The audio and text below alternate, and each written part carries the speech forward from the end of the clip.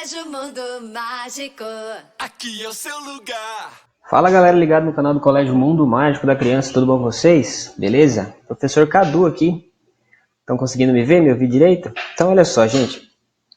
Hoje, nossa aula era para acontecer ao vivo, amanhã, no caso, segunda-feira, dia 20.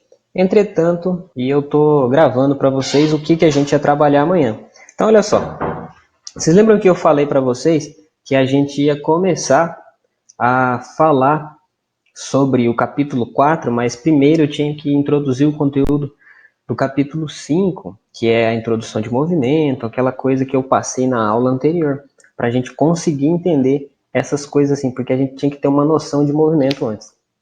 Então, antes de começar o capítulo 6, eu volto para o capítulo 4, porque é daqui que parte o nosso estudo acerca desse conteúdo. Então, olha só, vamos lá, ó. A gente vai falar agora do capítulo 4, que é a vida fora da Terra. Lembra que o capítulo 3 e 4 são os módulos de astronomia, né?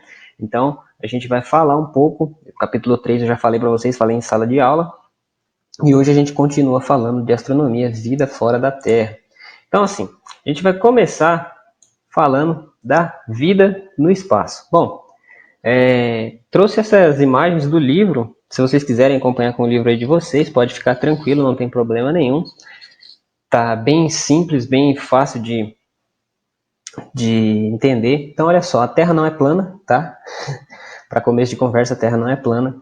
O Yuri Gagarin foi o primeiro ser humano a orbitar a Terra. E ele diz, quando ele chegou lá em cima, ele disse: a Terra é redonda e azul. Então, como está escrito aqui embaixo, Yuri Gagarin foi o primeiro a o primeiro ser humano a entrar em órbita terrestre. E ele viu que a Terra era redonda e azul. Bom, então vamos falar um pouco sobre os conceitos de vida na Terra. Bom, eu trouxe uma foto aqui, que está no livro também, que está escrito aqui, ó, atmosfera terrestre. Para que tenha vida, é necessário ter uma atmosfera. Essa vida que eu falo é a vida que a gente conhece, tá? Que é um corpo que é composto de carbono e ele faz reações químicas, né? Então, e é preciso de oxigênio para viver. Para que tenha vida, a Terra tem que ter uma atmosfera. Nessa atmosfera tem que ter esses gases. Um deles é o oxigênio, essencial para a vida. Então, primeira coisa, para que tenha vida, tem que ter atmosfera. Bom, então olha só, eu trouxe uma curiosidade do livro, que é a atmosfera de Vênus. Então está dizendo o seguinte, ó, o planeta Vênus, apesar de estar a uma distância maior do que Mercúrio, ele é muito parecido com a Terra. Entretanto, a atmosfera dele faz com que ele tenha uma temperatura elevadíssima, de aproximadamente uma temperatura média aí de 460 graus Celsius. Assim, ele acaba sendo o planeta mais quente do sistema solar. Ele é mais quente até que o próprio Mercúrio, que é o primeiro planeta em relação ao Sol. Então, vocês lembram que eu falei para você que a ordem é assim, ó, Mercúrio, Vênus, Terra, Marte, que são considerados planetas rochosos. Depois tem um cinturão de meteoros.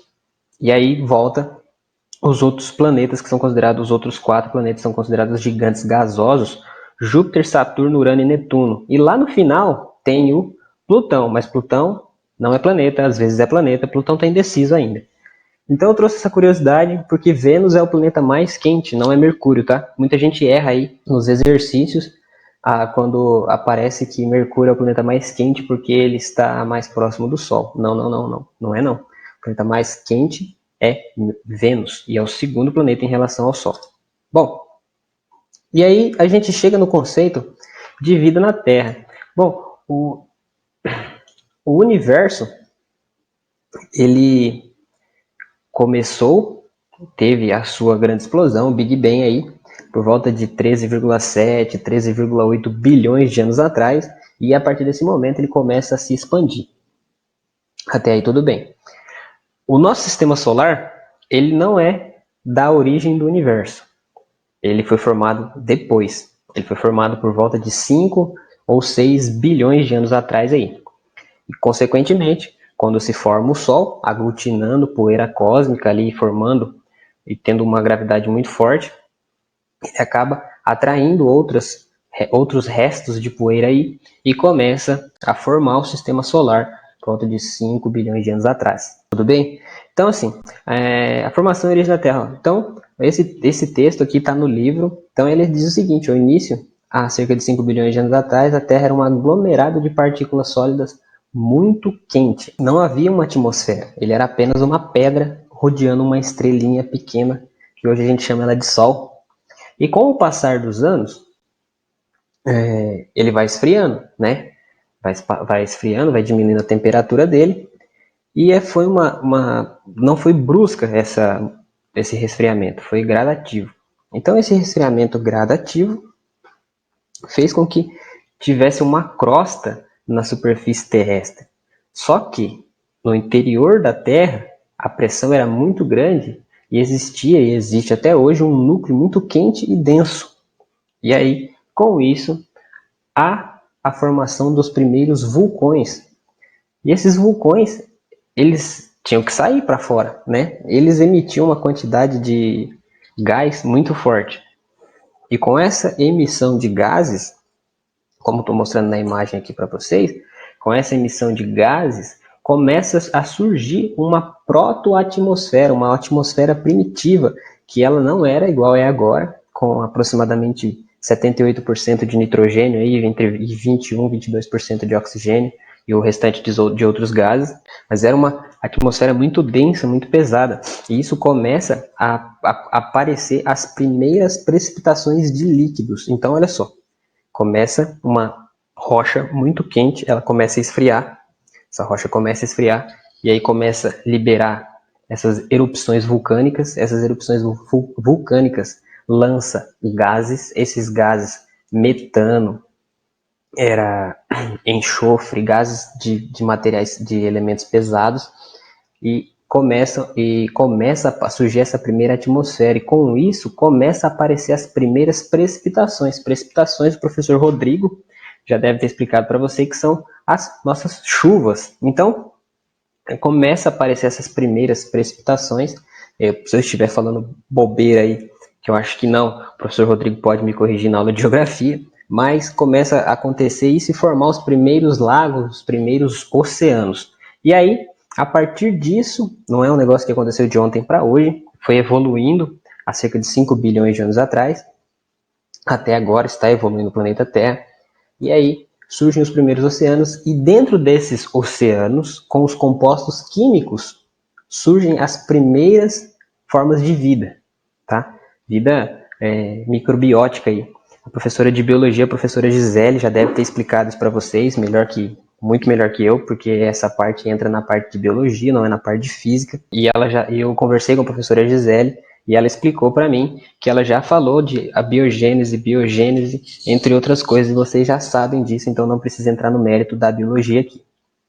Beleza? Então a formação do planeta Terra de volta por volta de 5 bilhões de anos atrás. Bom, e com isso a gente chega em um conceito aqui, em uma pergunta. A pergunta é a seguinte: podemos viver fora da Terra? O que vocês acham, meus amigos? A gente pode viver fora da Terra? Quando a gente fala viver fora da Terra, bom, a gente tem um certo receio aí, né? A gente fica meio sem saber o que... Opa, volta. A gente fica meio com medo aí. E a nossa resposta a primeira coisa que aparece é tentar viver em outro planeta. Mas enfim, já existem seres humanos que vivem fora da Terra. Vocês estão vendo aí, essa é a Estação Internacional Espacial, essa é a ISS, sigla em inglês, International Space Station, uma coisa assim. Então, a ISS hoje, no dia que eu estou gravando essa aula, ela está com 6 tripulantes. Então existem 6 seres humanos que estão vivendo fora da Terra. Então assim, mas viver fora da Terra é tentar buscar a vida em outro planeta. Será que existe algum planeta habitável? Será que sim?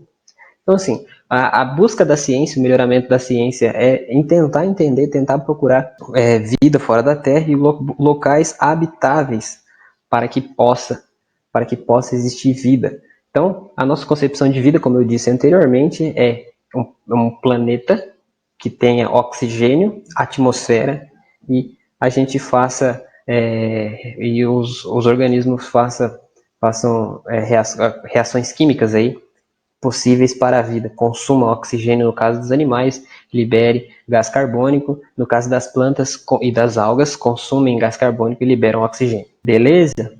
Então, esse é o conceito de vida. A gente tenta encontrar um planeta que tenha condições favoráveis para a vida e aí tenta igualar os níveis, né, como que comparar com a nossa Terra, e aí sim, se for compatível, beleza, esse planeta pode habitar a vida nele. Essa é a primeira parte, uma introdução bem biológica, uma introdução histórica, e a gente começa a falar agora de ciclo de vida estelar, de ciclo de estrelas. Bom, essa parte de ciclo de vida estelar é uma parte que a gente tem que levar bastante em consideração muitas coisas, mas eu vou tentar passar para vocês de um jeito simples e bem objetivo para que vocês consigam entender como que funciona o ciclo de vida estelar. Bom, eu trouxe essa imagem aqui que ela apresenta o ciclo de vida de uma estrela. A gente começa aqui, ó, exatamente aqui, numa nebulosa, tá? O princípio é numa nebulosa. Então, assim, de uma nebulosa vira uma nuvem de poeira. Nuvem de poeira vira um glóbulo, também conhecido como glóbulo estelar ou glóbulo de Bock. Depois disso vira uma protoestrela. Quando ela vira uma protoestrela, ela pode seguir dois caminhos. Ou ela vira uma anã marrom, ou ela vai para estrelas da sequência principal. E aí depois disso ela vira uma gigante vermelha. Se ela virar uma anã marrom, ela morre aqui e acabou o ciclo de vida dela. Se ela tem massa suficiente, ela vira uma estrela da sequência principal. O nosso Sol, por exemplo. Depois vira uma gigante vermelha, e quando ela vira uma gigante vermelha, ela pode seguir dois caminhos. Ou ela vira uma anã branca, em seguida uma anã negra e morre, acabou o ciclo de vida dela. Ou, da gigante vermelha, ela vira uma supernova. E dessa supernova, ela pode seguir três caminhos. Ou ela vira uma estrela de nêutrons, ou ela vira um buraco negro, ou essa supernova se transforma numa nebulosa e começa o ciclo mais uma vez. Então eu vou explicar para vocês agora o que é cada uma dessas fases e como acontecem essas fases no ciclo de vida da estrela. Bom, eu falei que a gente começava na nebulosa, mas o primeiro estágio é a nuvem de poeira. Então olha só, por definição, nuvem de poeira é o seguinte, a poeira estelar é o complexo de pequenas partículas de matéria que juntamente com o gás, principalmente gás hidrogênio e gás hélio, está contido no meio interestelar, o espaço entre as estrelas no interior das galáxias. Então, entre uma estrela e outra é chamado de espaço interestelar. Então, isso aqui que acontece? Acontece uma expansão, primeiro uma compressão e depois uma expansão dessas nuvens de estrela, e ela fica contida em todo o espaço interplanetário. Tranquilo? Então, olha só, essa poeira não é distribuída uniformemente. Você pode ver nessa imagem aqui, que eu trouxe uma imagem de uma nuvem de poeira. Ela não é distribuída uniformemente e ela tem alguns níveis de pressão em alguns lugares e outros não. Então, isso faz com que ela se comprima e passe para o próximo estágio. Passando para o próximo estágio, ela vira um glóbulo estelar. Vou colocar meu rostinho aqui para cima. Então, ela vira um glóbulo estelar. Olha só, esse aqui é um exemplo de glóbulo, tá? Essa outra foto aqui é o mesmo glóbulo, a diferença é que esse aqui está tirado uma foto com infravermelho, essa aqui é outro filtro. Então, como eu disse, também são chamados de glóbulos de Bock. São nuvens escuras de poeira muito densa e um gás. Ocasionalmente, tá? Elas nascem das estrelas encontradas na região H2. Essa região H2 é uma região que tem muito hidrogênio, tá? E isso aqui você vai ver se acaso você seguir o caminho da física aí na matéria de astrofísica, na graduação. Tipicamente possuem massa de cerca de 2 a 50 massas solares. Então a gente usa a massa do Sol como comparação para isso. Então é contida num espaço de aproximadamente 1 ano-luz de extensão. Lembrando que eu falei que ano-luz não é medida de tempo, tá? É medida de distância. E eles são compostos basicamente por hidrogênio molecular, esse H2 que eu falei, ou seja, o gás hidrogênio, óxidos de carbono e hélio, e cerca de 1% da massa de poeira de silicato. E silicato é outro elemento químico. Os glóbulos de Bock comumente resultam na formação de sistemas estelares duplos ou múltiplos. Já ouviu falar em estrela binária, né? Então, o glóbulo de Bock pode se formar uma estrela binária. Passando do glóbulo de Bock, a gente chega na protoestrela. Uma protoestrela forma-se pela contração de uma nuvem molecular gigante do meio interestelar. Essas nuvens são compostas de hidrogênio e hélio. Tá? Lembra o seguinte, gente. Quando falou de formação de estrela, guarda esses dois elementos, hidrogênio e hélio. A partir de um determinado momento, as regiões mais densas da nuvem se formam um glóbulo que, por sua vez, colapsam, elas explodem, por conta do seu próprio peso. Sim, é peso, não é massa. Porque, olha só, peso tem diferença de massa. Aqui a gente está falando de peso, porque é a massa vezes a força da gravidade. Então, a partir disso, é peso mesmo, tá? Com essa concentração, a temperatura interna começa a aumentar, aí estabilizando a protoestrela até que ela comece a fazer as primeiras fusões nucleares do hidrogênio. Se ela não tem massa suficiente, lembra que eu mostrei para vocês? Ela vira uma anã marrom. Existem algumas teorias que dizem que o planeta Júpiter é uma anã marrom, de um sistema binário de estrelas entre o Sol e ele mesmo.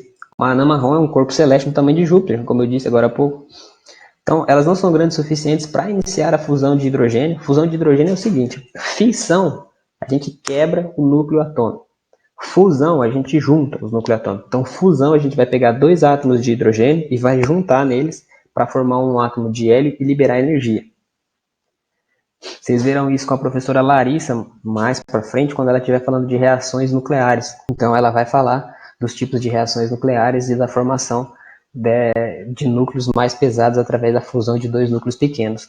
Ela não tem massa suficiente para ter a fusão de hidrogênio e formar uma estrela. E ela é pequena, são do tamanho de planetas, por exemplo. E elas são, por exemplo, elas são muito pesadas, são muito massivas para ser comparada com um planeta, e são muito leves para ser comparada com uma estrela. Então elas estão no meio termo entre planeta gigante, no caso de Júpiter, até estrela pequena, entendeu? Então ela está ali naquele meio termo chamada de anã marrom. Isso, se ela tem uma massa suficiente, ela não vira anã marrom, ela vai para o ciclo da sequência principal. E o nosso Sol é uma estrela anã, tá bom? Aí depois disso ela vira uma gigante vermelha, uma super gigante vermelha, uma nebulosa planetária e uma anã branca. Esse é o ciclo da sequência principal. Então a sequência principal representa o estágio evolutivo de uma estrela. Então olha só, gente, o nosso Sol ele é uma estrela anã. Então ele está evoluindo ainda. Ele está evoluindo significa o quê? Que ele vai passar por mais alguns estágios. Boa parte do nosso Sol é hidrogênio. Hidrogênio fez fusão e se transformou em hélio. Esse hélio está queimando esse combustível e ele vai inchar, porque ele vai juntar dois átomos de hélio, vai formar um átomo muito maior. Com isso, o Sol vai crescer. O Sol crescendo, ele vai diminuir a sua temperatura de certo modo, mas não tanto assim também, vai continuar bem quentinho, e ele vai ser tão grande que ele vai destruir a órbita de 3 planetas aí. Mercúrio, Vênus e a nossa Terra um dia será engolida pelo Sol, tá? Mas isso tem tempo ainda, a gente não vai estar aqui mais não. Essa é a sequência evolutiva que gera energia pela fusão dos átomos de hidrogênio em hélio no seu núcleo, e a geração de energia por fusão mantém a estrela no equilíbrio hidrostático. Esse equilíbrio hidrostático que equilibra a força gravitacional que está puxando, empurrando a estrela, comprimindo a estrela, das forças nucleares que está fazendo com que a estrela expanda. Então, esse equilíbrio que está acontecendo ali dentro faz com que ele se aglutine e se compacte, formando o nosso Sol, por exemplo, e outras estrelas. Então, olha só, contrabalanceando a pressão gravitacional das camadas externas. Então, esse aqui é basicamente, não, esse aqui é a sequência principal. Olha só, então a gente começou aqui em nuvem de poeira, falamos de glóbulos, protoestrela. Se ela tem massa pequena, vira uma anã marrom. Se não tem massa, se tem massa suficiente, ela vai para a sequência principal. O Sol está aqui, tá? O Sol está na sequência principal. Depois disso ele vai virar uma gigante vermelha. Bom, a gente vai falar agora de uma anã branca. Ó, vamos voltar ali na sequência principal, ficar bem no meio. Um dos ciclos dela, se ela não tem massa suficiente, lembrando que se ela não tem massa suficiente, ela vira uma anã branca. Se ela tem massa suficiente, ela não passa pelos estágios de anã branca e anã negra. Ela vai direto para supernova, tá? Mas como ela não tem massa, mas vamos falar de tudo. Então vamos falar de anã branca. Ó, anã brancas são objetos resultantes do processo evolutivo de estrelas de até 10 MeSol. Significa 10 vezes a massa do Sol. O que significa dizer que cerca de 98% de todas as estrelas evoluirão até a fase de anã branca. Então, só apenas 2% das estrelas continuarão o ciclo. Tá? O Sol é uma estrela que, no final das contas, ela vai virar uma anã branca. Tá? Depois de uma anã branca, ela vira uma anã negra. A anã negra é um remanescente estelar teórico. Teórico por quê? Porque ainda não é possível observar diretamente uma estrela anã negra. Existem cálculos teóricos, mas ele ainda não existe, não existe, porque o ciclo de vida estelar é muito demorado para que uma estrela chegue nesse estágio de anã negra, e o universo tem apenas 13,8 bilhões de anos, né? Então seria maior que a idade do universo. Então a gente ainda não existe uma anã negra, mas esse é o fim da maioria das estrelas. Tranquilo? Então olha só, falamos de nebulosa, nuvem de poeiras, glóbulos, protoestrela, ciclo da sequência principal, e agora a gente vai falar de supernova. Então olha só, supernova é muito bonito, diga-se de passagem. Supernova é um evento astronômico que ocorre durante estágios finais da evolução para algumas estrelas, que é caracterizado por uma explosão muito brilhante. Por um curto espaço de tempo, isto causa um efeito similar ao surgimento de novas estrelas, antes de desaparecer lentamente ao longo de várias semanas ou meses. Tem uma estrela aí, chamada Betelgeuse. Segundo os cálculos, ela já explodiu, só que a luz dela não chegou ainda aqui pra gente. Ou ela vai explodir ainda. E ela vai ser o objeto mais luminoso no céu noturno aí. Então, vamos torcer para que a gente consiga ver a estrela Betelgeuse explodindo aí. E a gente conseguir ver o brilho dela. Até de dia vai dar para ver o brilho dessa estrela. Depois disso, depois de uma supernova, vamos voltar ali, ó. Supernova, ela pode seguir 3 caminhos. O primeiro caminho deles é formar uma estrela de nêutrons. Uma estrela de nêutrons é um núcleo colapsado de uma grande estrela, que antes do colapso teria tido um total entre 10 e 29 massas solares. Então, olha só, a partir de 30 massas solares, ele pode se transformar num buraco negro, tá? Então, esse número 29 ali, ele tem uma diferença, ele pode chegar a 30, 29, 31, a gente não sabe. Então, eu coloquei o menor valor. Tá? As estrelas de nêutrons são as menores e mais densas estrelas que já conhecemos. Sim, a densidade dela é muito grande, ela tem uma força gravitacional incrível. Se fosse uma estrela de nêutron no lugar do nosso Sol, não existiria vida na Terra, porque ele teria sugado todos os planetas para dentro dele. Então, assim, e ela é muito pequenininha. Então, olha só, são as menores, embora elas tenham tipicamente um raio de 10 quilômetros. Sim, mano, vocês que moram longe de Goiânia, por exemplo, em Moreira Salles, o raio dela seria de Goiânia a Moreira. E a densidade infinita, muito grande mesmo.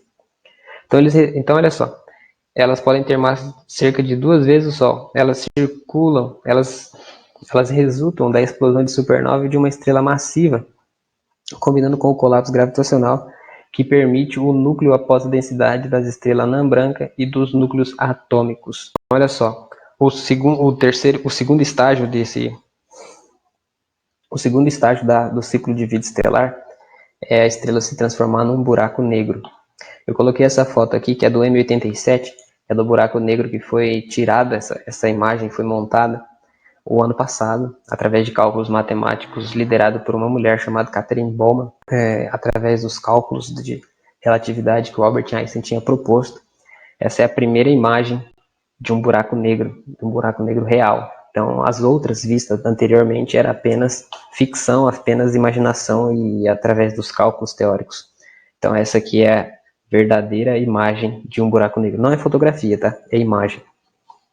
Então, assim, ó, o buraco negro é uma região do espaço-tempo em que o campo gravitacional é tão forte que nada escapa, nem mesmo a luz, tá? Então, assim, esse pedaço aqui é chamado de... Aqui é o buraco negro. Até próximo dele é chamado de disco de acreção. Disco de acreção, as partículas estão atingindo velocidades próximas ou até a velocidade da luz. E depois do disco de acreção, na borda, que é chamado de horizonte de eventos. Esse horizonte de eventos é o limite entre o universo que a gente conhece e o desconhecido. Depois do horizonte de eventos, a gente não sabe o que acontece lá dentro. Então o buraco negro passou do horizonte de eventos, acabou. Então ó, nada pode escapar. A teoria da relatividade geral prevê uma massa suficientemente compacta para deformar o espaço-tempo para formar um buraco negro. O limite da região no qual é possível escapar é chamado de horizonte de eventos. Então, ó, até na beiradinha do horizonte de eventos, você vai. Passou da beiradinha, morreu, tio. Ninguém sabe o que acontece lá dentro.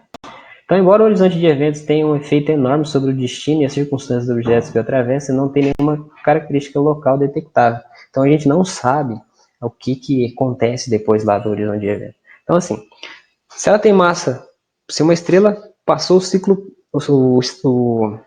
a sequência principal, ela pode virar uma estrela de nêutrons, um buraco negro, ou daí, o que acontece?